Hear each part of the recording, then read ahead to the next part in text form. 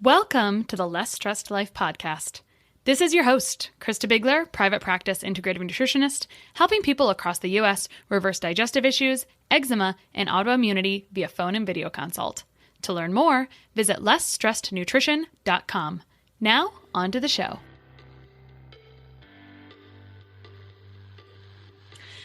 So today, Less Stressed Life, we have Dr. Glenn Livingston, who is a veteran psychologist and was a longtime CEO of a multi-million-dollar consulting firm, which has serviced several Fortune 500 clients in the food industry.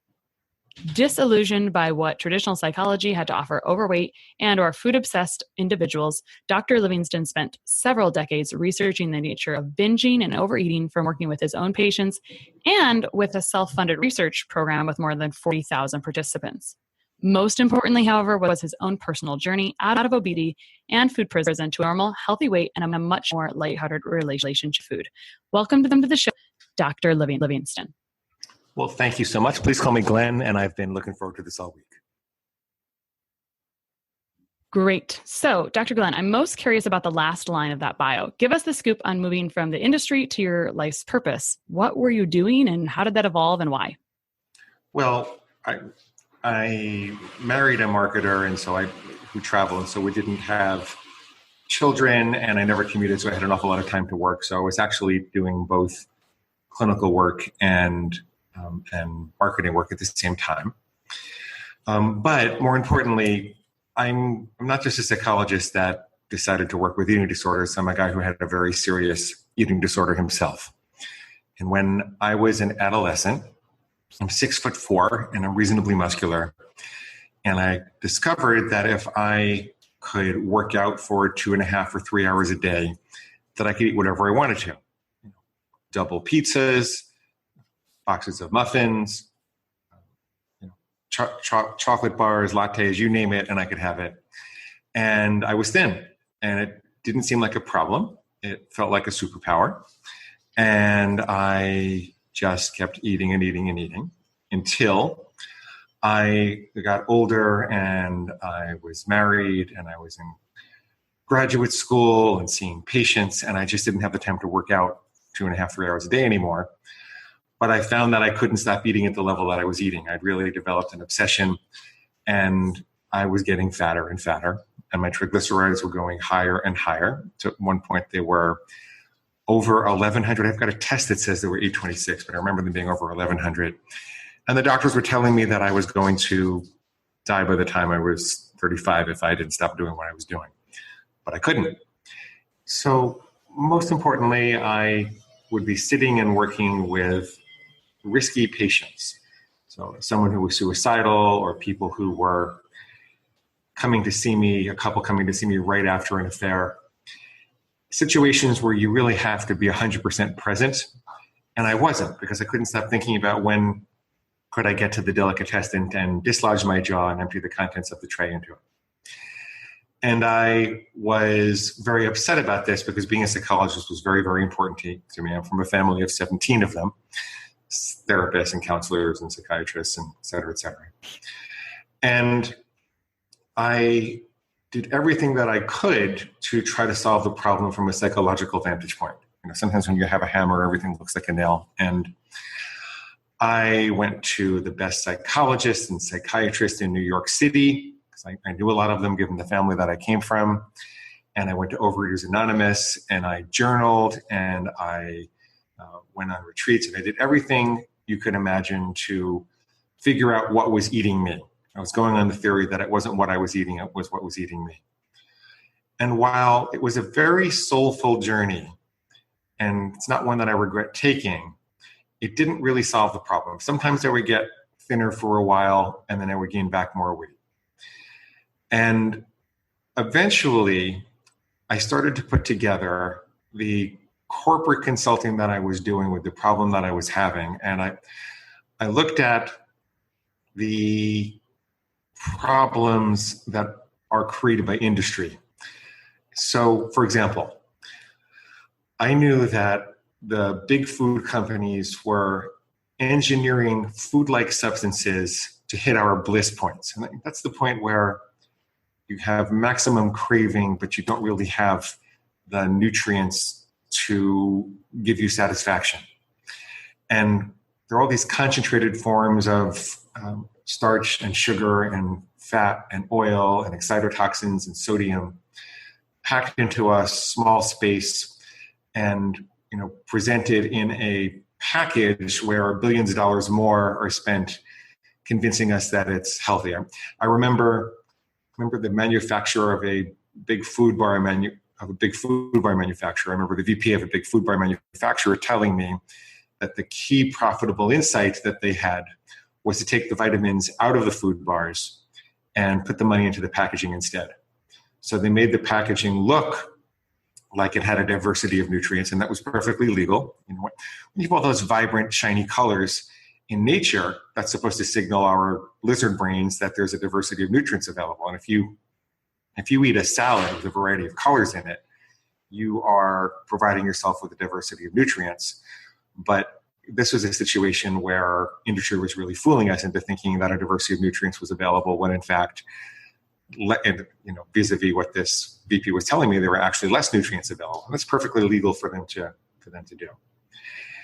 And simultaneously, I was looking at the animal studies that showed us what happened when the evolutionary pleasure mechanism in our brains is short-circuited. So there were a bunch of studies going back to the late 50s and early 60s done by these doctors named Milner and Olds. And in those studies, they inserted electrodes into, at first, rats' brains, and then they did it with higher mammals, or it was replicated with higher mammals later on, in the pleasure center, and they wired those electrodes to a lever that the animals could push. And it turns out that when they did that, the animals would push that lever thousands of times per day to the exclusion of everything else. So a starving rat would ignore its food to go and push the lever thousands of times a day.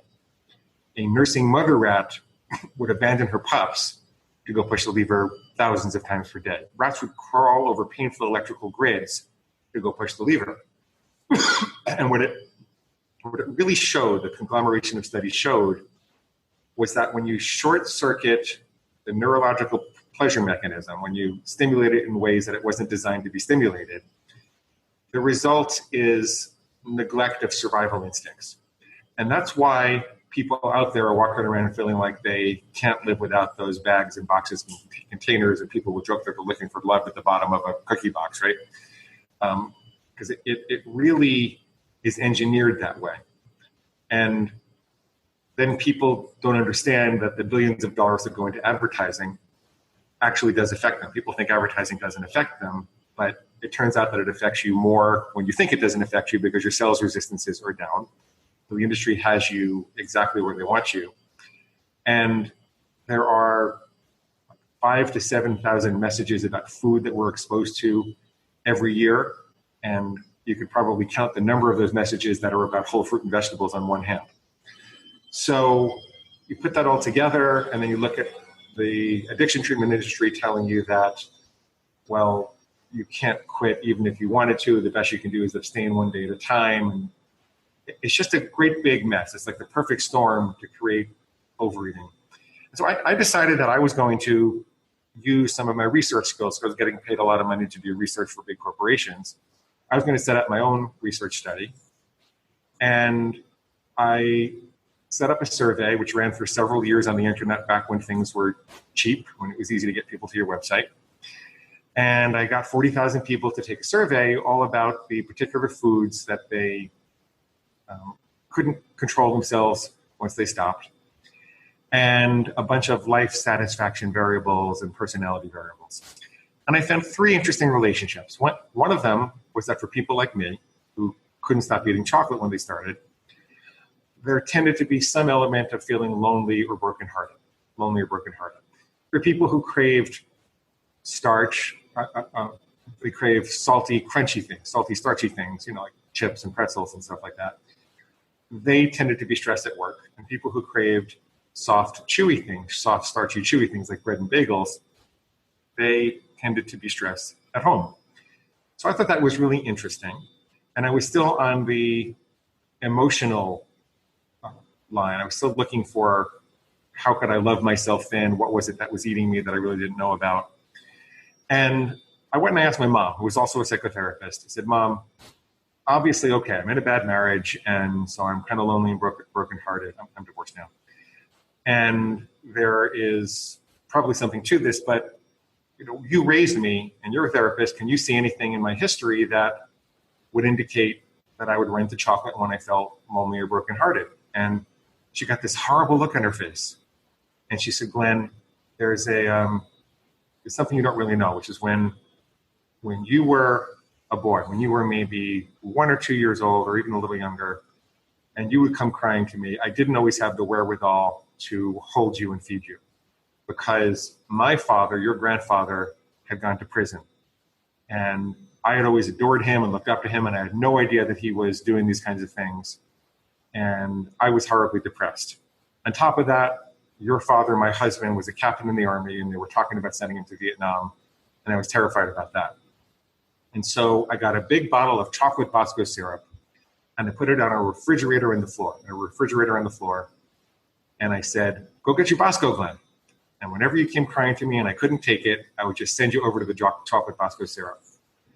And see, if this were the movies, Mom and I would have a hug and a good cry, and then I'd never have trouble with chocolate again. We did have a hug and a good cry, and I forgave myself in some ways, and I felt more compassionate towards my mom, and it led to a lot of interesting conversations. So it was a good conversation to have. There are a lot of soulful connections with food that are very worthwhile pursuing, but I found that it didn't solve the problem. As a matter of fact, it made it worse, and it did for a lot of my clients too. The reason it made it worse was that there was this voice in my head that took that information and used it to binge more. It said something like, yippee, there is a chocolate-sized hole in your heart. Your mama didn't love you enough. She left this chocolate-sized hole in your heart.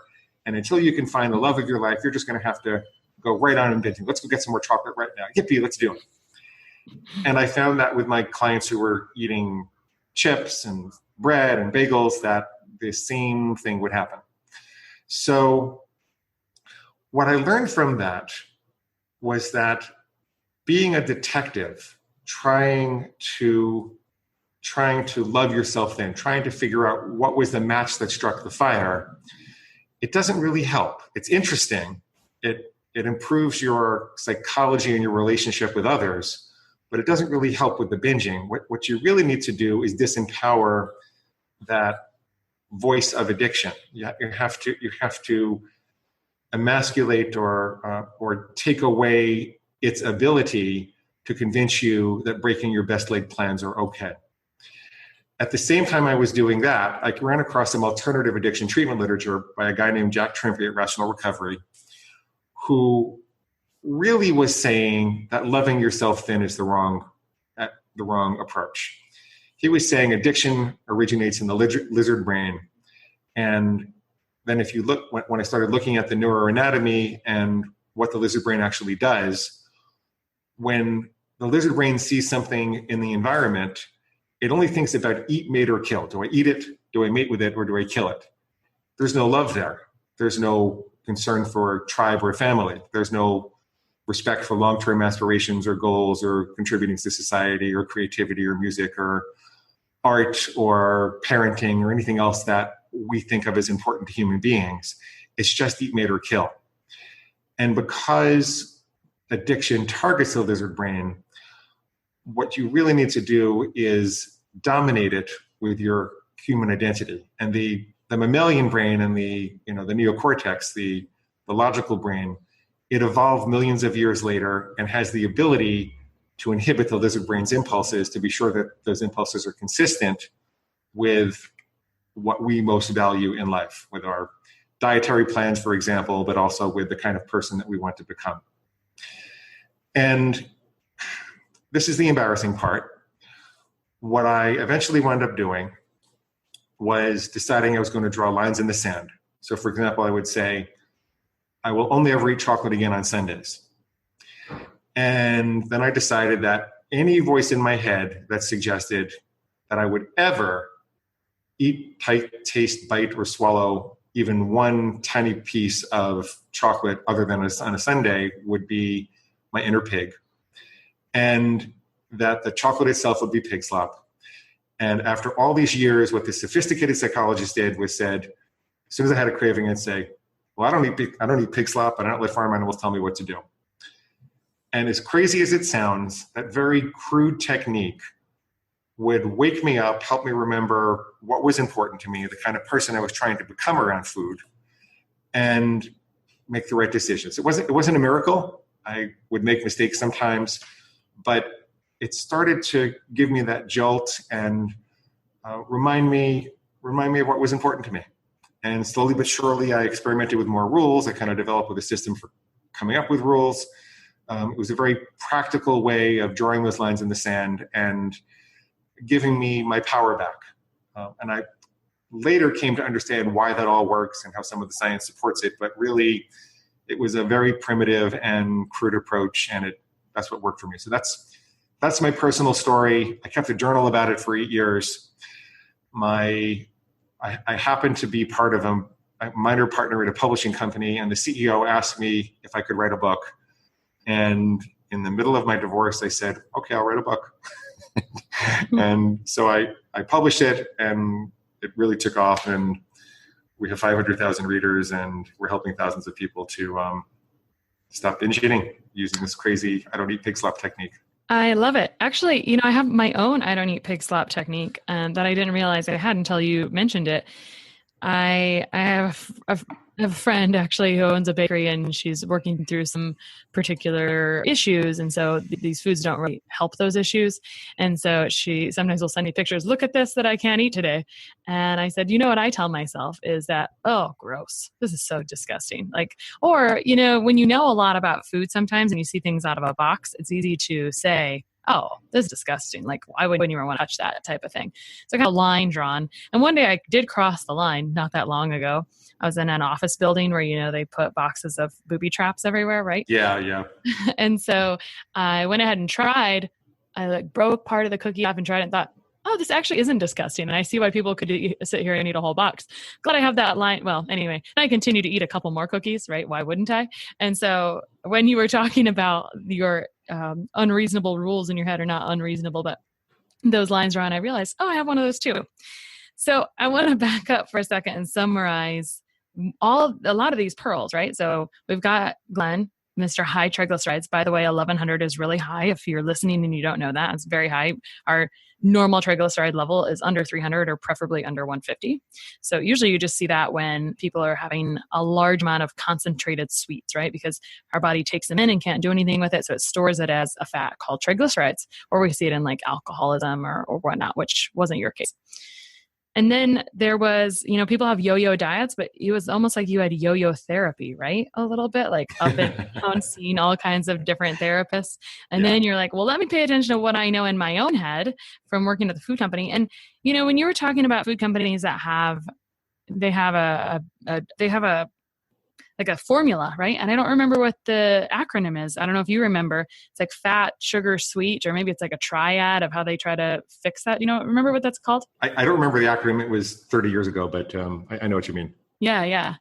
And I loved how you made it so real, telling us about the undernourished rats that would do anything to go be fed again and again, because we can use these terms that we use in, my industry, overfed and undernourished, or malnourished, overweight, and things like that. But when you talk about it in rat version and you give the examples of how they'll crawl over, I don't know what it was. It was very uncomfortable situations to get over there. It makes it a lot more real, doesn't it?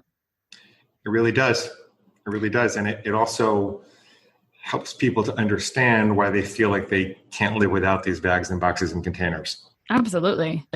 And then, it was that I was thinking, I wrote down mama knows best, right? If you don't know something, ask your mom, because she always knows the answer. And your mom had this deer in headlights look that she actually had this thing. But I love how you came back around and you said, well, even if you can't figure out history, because I too, in my practice, I like helping people find a trigger for certain things, right? Not related to eating disorders, but other medical things. Did this happen? Did this stressful time in your life kind of trigger this downward spiral type thing? But like you said, it didn't matter, right? Because it just gave you more fuel to feed the hole in your heart. Mm-hmm. But what I was really wondering is, I think this is psychologists speak. Is this lizard brain and mammalian brain? Is that technical terms? Well, it would be no, I'm forgetting. It would be like the limbic system would be more of the mammalian brain, and the neocortex is a technical term. It's the upper part of the brain. And the lizard brain would be, I think, like the basal ganglia, and it's the base of the brain. I'm forgetting my exact neuroanatomy at the moment, but it doesn't really matter. It doesn't really matter. You just kind of have to understand that there's the early primitive brain, and then there's us. Yeah. And you need to learn to control it, not love it, in much the same way that you control the urges that are generated by your ovaries or your testicles. Like you don't run out into the street and kiss attractive people just because you have an urge. There's a time and a place and a way that you go about that. And it's a very similar paradigm that you need to adopt to overcome overeating. So you recognize that it's okay. Most people are not frightened of their ovaries or their testicles. You don't have to be frightened of these urges. You just have to recognize that you're in control, and it's essential that you think through what the rules of the road are and how you're going to manage those impulses. Yeah, absolutely.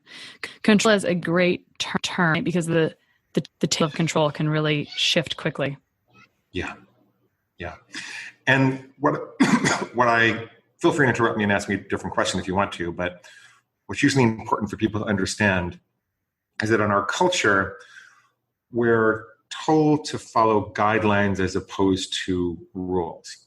So they'll say, just don't eat chocolate 90% of the time, as opposed to saying, I'll never eat chocolate again, or I'll only ever eat chocolate on Sunday again. Well, the problem with only having chocolate 90% of the time is that every time you're in front of a chocolate bar, you have to make a decision. And it turns out that, this is from all the latest research on willpower, decisions wear down our willpower. Willpower is a fatigable muscle. It's more like gas in the tank than it is an on-off switch that some people have and some people don't. And it's restored by resting. It's restored by eating appropriate foods that regulate your blood sugar. It's restored by meditating or going for a walk or doing a lot of things you'd associate with self-care. But there are only so many good decisions you can make over the course of the day. So if you're going to eat well 90% of the time, you're forcing yourself to use a little bit of willpower every time that you're in front of a food decision. The antidote to that turns out to be character development. See, character trumps willpower every time. If you walk into a diner and the waitress says, I'll be right back, I just have to get you your menus, and she didn't see that there's a $10 bill on the table for her tip, and there's no video camera, and there's nobody up front, and there's no window, and nobody would see you take it, virtually everybody I ask says they would never take that $10 bill. I ask them why, and they say, well, it doesn't belong to me. And I say, well, why wouldn't you take it? And they say, well, I'm not a thief. And so I say, well, as a matter of character then, because of the kind of person you've decided that you are without even thinking about it, this is not a decision for you. You don't have to exert willpower not to take that $10 bill because you're not that kind of person. And they'll say yes. And I'll say, well, why can't you do the same thing with that food? See, when I say I will never eat chocolate during the week again, I'll only ever have it on a Sunday again, what I'm really saying is I'm not the kind of person who eats chocolate during the week. I'm the kind of person who only eats chocolate on a Sunday.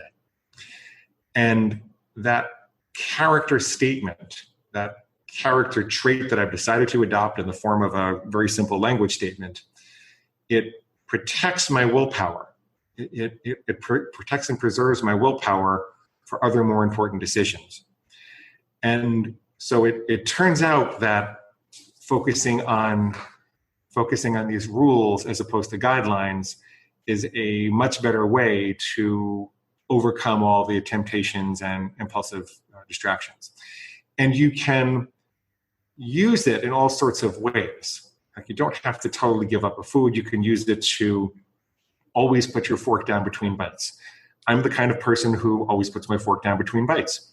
That That makes a big difference, by the way. It just inserts this couple of seconds of mindfulness and makes you more aware of whether you're really hungry, and keeps you more present to actually taste the food going down and let it nourish you. It makes a really big difference. Or you can say, I'll only ever eat pretzels again in a Major League Baseball park. So you can draw lines conditionally for certain situations. There are things that you do in your day-to-day life, and then there are things you do in special situations or holidays or at restaurants or things like that. And you can think of it like shooting at a bullseye, but then there's also the ring around the bullseye, the second rung, where certain situations allow you a little bit more leeway, but you know what the boundaries of that are, so you're still preserving your willpower. Where people get in the most trouble is where they leave a lot of ambiguity around their trigger foods. And I tell people this is like, yes, it's a bunch of work in the beginning. You have to examine all of your triggers, all of dangerous foods. It's like looking for all the dangerous intersections in the city and then installing the appropriate traffic regulation device like a stop sign or a stoplight, or maybe it's just a yield sign. But once you've found the dangerous intersections in the city and you've done that, then you can just drive around the city without thinking about it. You got to know the rules of the road. But once you know the rules of the road, driving can be a very pleasurable experience, and you actually have more freedom, not less. So I don't mean to interrupt you, but I want to iterate some things. I hear you saying that this is almost like these rules are like putting training wheels on. I say this to people. This teaches you your intuition is broken, right? So let's put some boundaries in place until you understand what it looks like. And then you take the training wheels off because you know how to ride it on its own, right? Because what I hear you say is it starts with black and white. I'm not going to eat chocolate on Sundays. But when you were talking about character development, which I think is an amazing way to kind of frame it up, I'm a good person, so I'm not going to take the $10 bill. I love my body. What I'm really saying when I'm not eating chocolate on Sunday, or I'm not going to binge on this food that's really not that great, is I love my body enough to know that it needs more nutrients. And so I'm going to choose that road over this road, right? So that becomes kind of the gray between the lines. But, so you start with black and white or boundaries, and then once you have more power and knowledge and willpower, you can kind of interpret it to that gray zone a little bit. Does that align with what you think? Yes, about 90% that aligns with what I think. I believe that for most people with most foods, you are going through a period of retraining where you allow your survival drive to readjust and remember what it's supposed to be going after. And for example, when I stopped eating chocolate, when I would have those cravings, there's always an authentic need behind the cravings. When I would have those cravings, I would go and have a banana smoothie with a bunch of kale and lettuce in it. And before I knew it, I was craving the banana smoothie. I wasn't really craving the chocolate anymore. Most people in that situation can then reintroduce, maybe 6 months or a year later, they can reintroduce, some people 30 days later, they could reintroduce a little bit of chocolate, and then they find that they're okay as long as they keep on meeting the authentic need in some of the ways that nature intended. There are some people for whom never is easier than sometimes. With chocolate, for me, for example, I'm not able to reintroduce it. It just, I get very carried away with it no matter what I do. And so I'm just happier without chocolate in my life. But most people that I work with, I'd say 80, 90% of the people that I work with, they think of it as a set of training wheels, and then they change the rules a little later on. Now, here's an interesting fact about that's necessary and is also counter to the cultural norm. Our cultural norm says that you should look for progress and not perfection. And that nobody's perfect, and therefore the best you can do is make progress. You can't really expect to be perfect. But it turns out that while that's a very good attitude to have after you've made a mistake, you don't want to self-flagellate or beat yourself up. As a matter of fact, that only makes you feel too weak to resist the next binge. It turns out that the psychology of winners involves committing with perfection. So, if Lance Armstrong is going on another Tour de France, he's visualizing himself crossing the finish line victorious.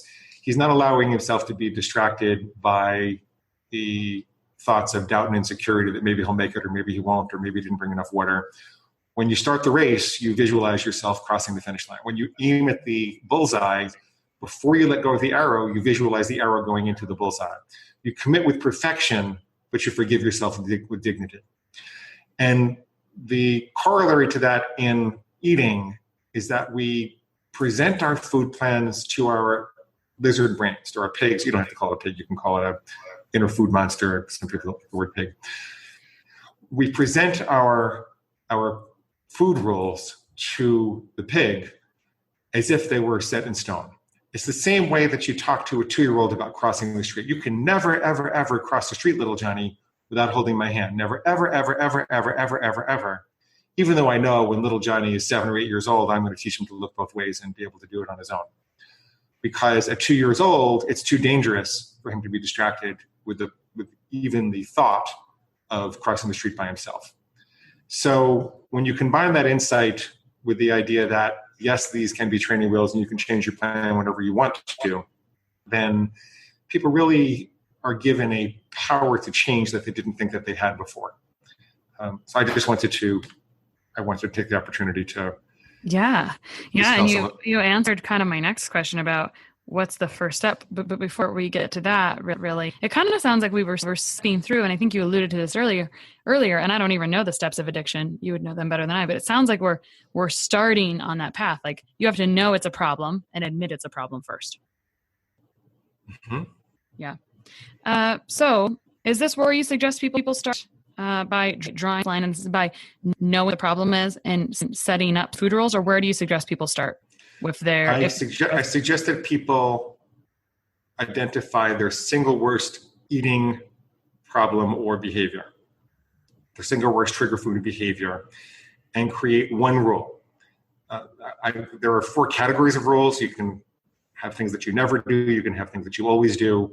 You can have things that you only do in certain conditions, and you can have things that you do in an unrestricted way. And so you could ask yourself which rule would apply most to that particular situation. Ask yourself if you're willing to adopt that rule, and then listen for your lizard brain, your inner food monster, your inner pig. Listen to it, try to convince you to cross that line. And when you hear it trying to convince you to cross that line, you say, oh, well, that's my lizard brain, that's not me. And I can dismiss that urge like I dismiss an alarm clock. I don't eat pig slop. I don't let farm animals tell me what to do. And all of a sudden, you'll get this jolt that reminds you who you've committed to be around that food. And you'll find that you have more power than you did before.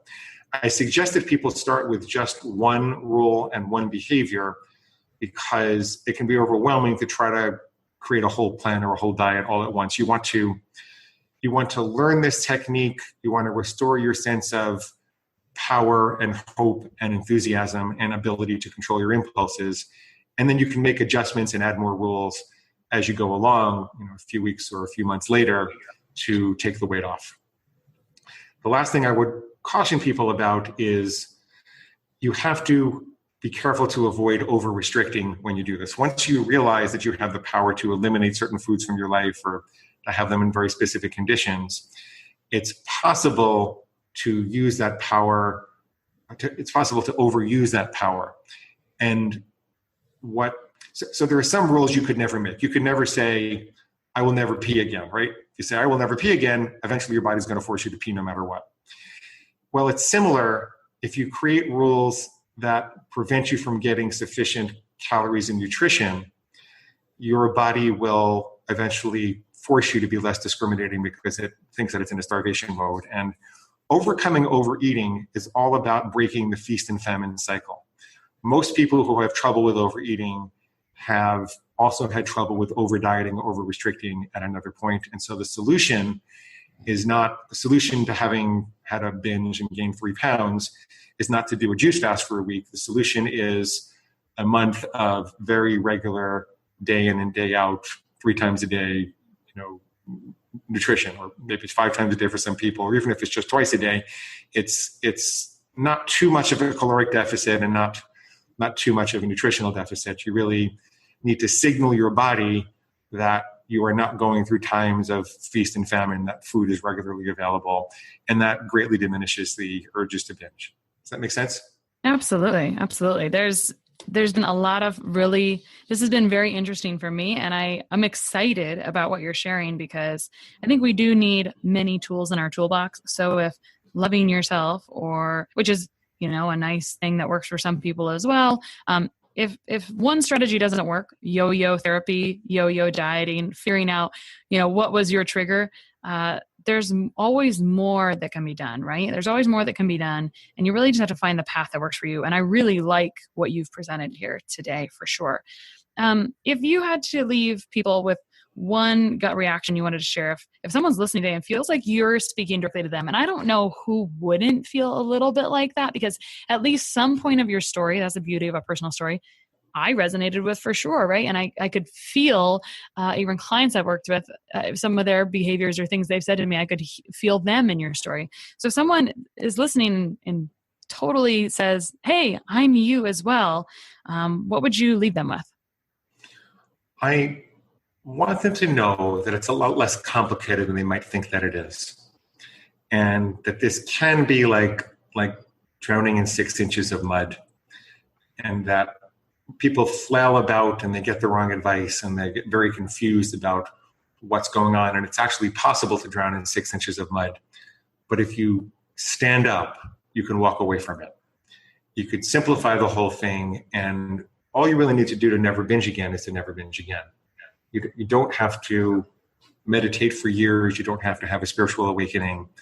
You don't have to solve all of your early emotional problems. You just need to get very, very clear and unambiguously focused on what healthy eating really means to you. And then you just have to understand that there are two parts of your brain, the part of you that wants to follow it and the part of you that doesn't. And commit to the part of you that does, and assign all of the doubt and insecurity to the part of you that doesn't.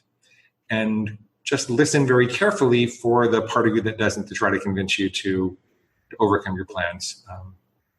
And you'll gradually reclaim your power. Collect evidence of success. Don't collect evidence of failure. Look for, maybe you had 5 cupcakes instead of 15. Maybe you only binged for a day instead of 3 days. Maybe you had a 5,000 calorie binge instead of a 10,000 calorie binge. Look for evidence of success so that you can build a success identity, and keep walking down the path. Keep getting up and shooting the arrow at the bullseye. If you miss the bullseye, you don't say screw it and shoot the rest of the arrows up in the air. You get up and you shoot at the bullseye again. So to never binge again, you just have to never binge again. Some very, very practical tools to go about that. I love that. And if someone's into this on the road, I think there's a lot of value in pulling over and taking notes, because I could take several highlights out of this, and you could work on one piece at a time for sure. So Dr. Glenn, where can people find you online, and your book about never binging again? Well, you can get everything at the website, neverbingeagain.com. Click on the big red button and go to the reader bonus section. You'll get a copy of the book in Kindle, Nook, or PDF format. And in addition, because this is a fairly harsh and weird theory when you listen to it in the abstract, I recorded a bunch of full-length coaching sessions so you can see how it actually works in practice. And that's very helpful for people to listen to. It's also very inspiring because you can hear the shift in mindset and the elimination of hopelessness. Finally, when you click the big red button at neverbingeagain.com and you sign up for the reader bonuses, you will also get a set of food plan starter templates. So regardless of whether you're, paleo or macrobiotic or low carb or high carb or vegan or whatever your point counter, whatever you do, there's a food plan starter template, a set of rules that you can look at to see how people might go about setting that up for themselves. It's important that you customize it for yourself, because you don't want to let your inner pig blame me for giving you the wrong diet. So it's important you take responsibility for the way that you want to eat. But we'll get you started. So on neverbingeagain.com, click the big red button. I love it. What a beautiful compliment to someone who talks about health and nutrition all the time in different capacities. I appreciate all of your knowledge and everything you shared today. Thank you, dear. It was terrific to be here. One of the best gifts you could give us at the Less Stress Life is your feedback. We are paid in podcast reviews. If you enjoyed this or any other episode, please leave us a review. In the iTunes store or from your podcast app, just search for Less Stress Life as if you're not already subscribed. Click on the banana face image, scroll to the bottom where it shows the text of other reviews, and write a review. While you're there, hey, make sure you hit subscribe. For Android or Stitcher users, you gotta go to the desktop site and search for Less Stress Life, and then scroll down to leave a review. Stitcher doesn't load Apple reviews on their site, so if you want, you can leave a review in both places. Your feedback means a lot to the success of the show. Thanks so much for taking the time to do that. You rock.